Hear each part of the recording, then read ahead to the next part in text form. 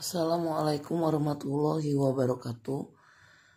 Hari ini kita akan melanjutkan pelajaran kita ya pada semester genap mengenai distribusi binomial.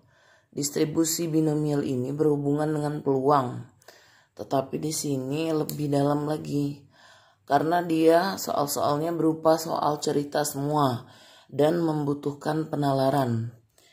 Ini ibu tidak menggunakan papan tulis karena ibu kehabisan isi spidol ya. Jadi ibu hanya menggunakan kertas dan pena dulu ya.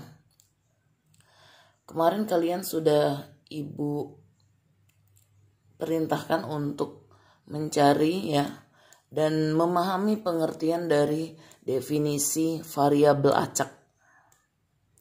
Variabel acak dapat didefinisikan sebagai deskripsi numerik dari hasil percobaan.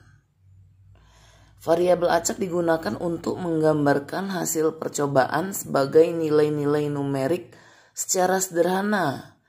Istilah acak digunakan karena nilai dari suatu pekerjaan eksperimen belum tentu dapat dipastikan. Misalnya kita main dadu ya, ular tangga misalnya, kita akan menggoncang ya dadu itu, lalu kita lemparkan ke bawah, belum tentu angka yang kita inginkan. Misalnya kamu menginginkan keluar jumlah mata dadunya yang berjumlah 6 ya, ternyata yang keluar kadang ada yang 2, 3. Nah itu kan tidak dapat dipastikan ya, tidak dapat dipastikan yang keluarnya apa, sehingga itu termasuk variabel acak.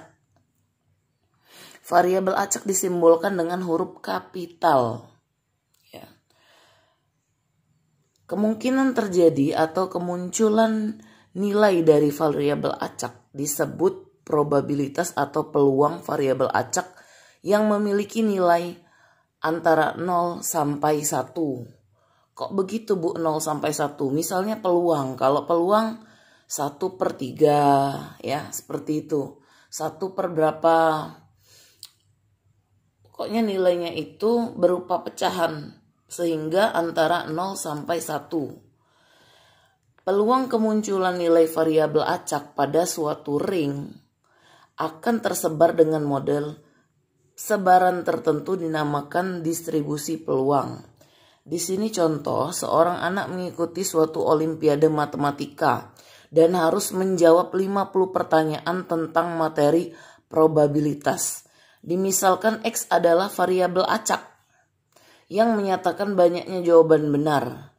Maka himpunan X yang mungkin terjadi adalah 1, 2, 3, sampai 50.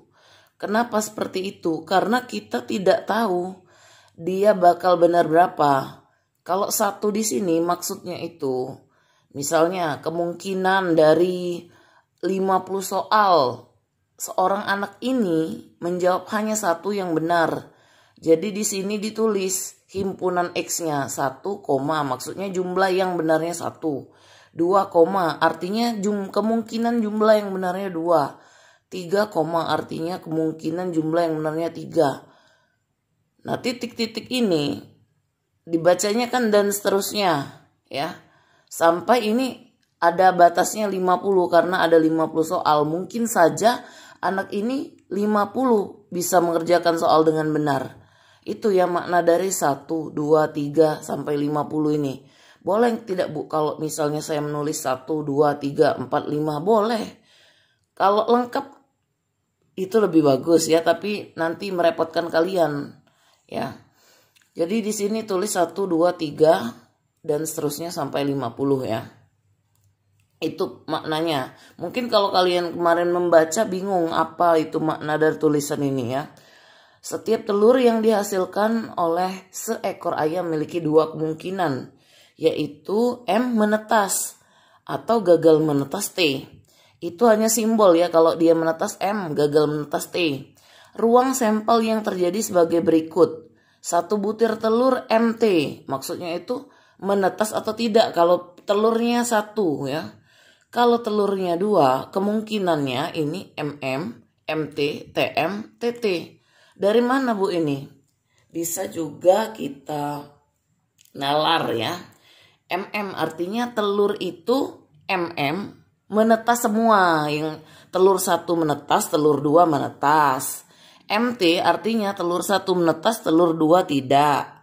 TM telur 1 tidak menetas, telur 2 menetas. TT artinya TT ini keduanya tidak menetas.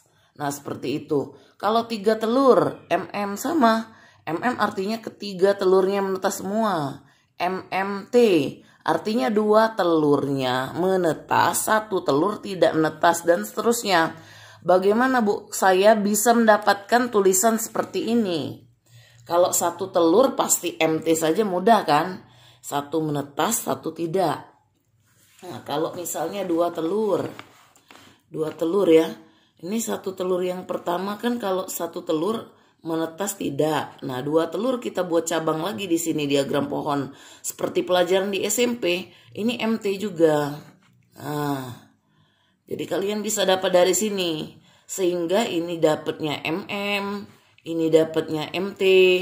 Ini dapatnya TM. Ini dapatnya TT. Nah seperti itu ya. Kalau di SMP dulu dadu ya. Dadu bukan dadu uang, mata uang. Gambar atau angka GA ya. Nah misalnya 3 telur, ini kan contoh dari Ibu cara mencari yang 2 telur ya. 3 telur MT. Ini kan 1 telur. Nah 2 telur kita buat cabang MT. Ini untuk 2 telur jalur yang ini. Nah ini jalur 1 telur. Ini 2 telur. Nah 3 telur kita buat cabang lagi. Nah ini jalur 3 telur. Nah seperti ini ya, 3 telur. Ini kadang masih banyak yang bingung cara buat diagram pohon ya. Ini khusus yang 3 telur. Ini telur yang kalau 1 telur, ini rombongan kalau 2 telur, ini rombongan 3 telur. Bagaimana? MMMM. Berarti ini hasilnya MMM. Seperti itu. Yang ini MTM, ikuti arus. MMT. MMT.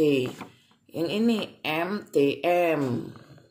MTM. Yang ini MTT. MTT. Yang ini TMM. TMM. Yang ini TMT. TMT. Seperti itu. Yang ini TTM. Yang ini TTT. Nah, sesuai kan yang didapat kalau 2 telur begini. Tuh 2, 3, 4 ya.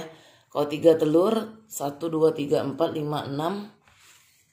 1, 2, 3, 4, 5, 6, 7, 8. Nah 3 telur ada 8 kan di sini. Nah jika Y variabel acak yang menyatakan jumlah telur menetas ketika terdapat 4 butir telur. Nah ini kalau 4 butir seperti ini. Jadi dia untuk mendapatkan TTTT ini dari kalian buat diagram pohon. TTT 0. 1, 2, 3, 4. Ini yang pertama. Maksudnya itu 0 ini kemungkinan yang terjadi yang di awal. TTT tidak menetas semua. Ini ya sampai ini kemungkinan yang pertama, ini kemungkinan yang kedua, ini kemungkinan yang ketiga, ini kemungkinan yang keempat. Nah, seperti itu ya. Jadi kemungkinan himpunan nilai Y yang mungkin terjadi 0, 1, 2, 3, 4. Seperti itu ya. Nah, sekarang nanti Ibu akan memberi tugas kalian mengenai macam-macam variabel acak. Yang pertama variabel acak diskrit ya. Berhubungan dengan hasil sebuah peristiwa yang ruang sampelnya terhingga dan terhitung ya. Jadi ruang sampelnya itu jelas berapa, walaupun kita tidak tahu yang pasti mungkin muncul itu yang mana. Tapi jelas ruang sampelnya.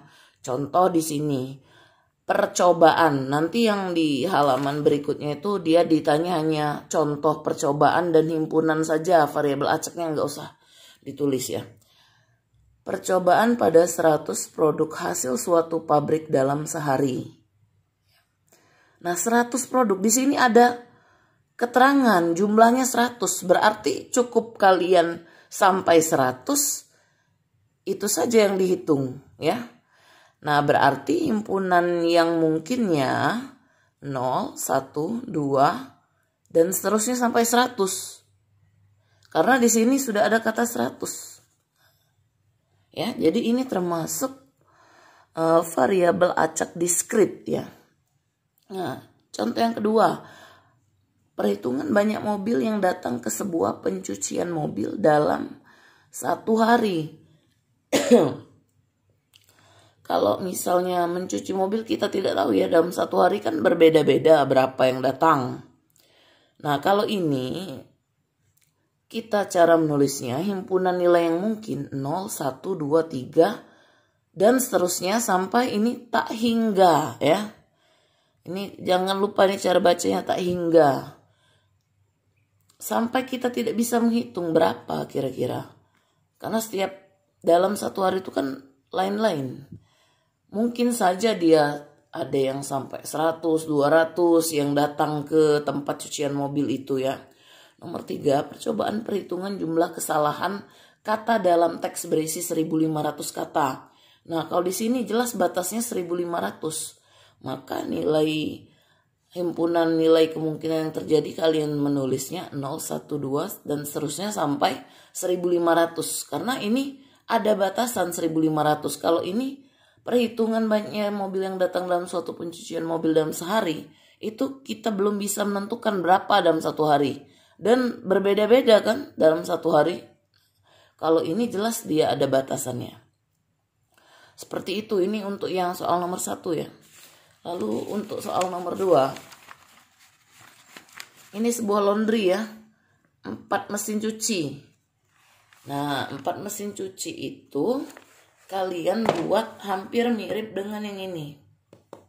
Ini 4 telur kan? Nah, mesin cuci rusak, tidak rusak. RT misalnya atau RB rusak, R besar untuk rusak, B untuk baik atau bagus boleh. Bu, kalau saya misalnya RT boleh. R itu untuk rusak, T itu untuk tidak rusak. Nah, jadi kalian buat seperti ini. Kalau ini telur ya. Kalau kalian soal nomor 2 mesin laundry itu bedanya. Jadi nanti jangan nggak nyambung ya. Soal mesin laundry dia buat menetas tidak menetas, itu nggak nyambung ya. Ini kan hanya contoh, ngapo ini menetas dengan tidak menetas, karena ini telur soalnya. Kalau kalian soal nomor 2 itu tentang mesin laundry, berarti ada 2 kemungkinan, mesinnya rusak atau baik bagus ya. Rusak R besar, baik atau bagus B besar, boleh juga R atau T. R itu untuk rusak, T itu untuk tidak rusak. Nah, coba kalian kerjakan soal ya. Latihan soal nomor 1 dan 2 saja. Terima kasih.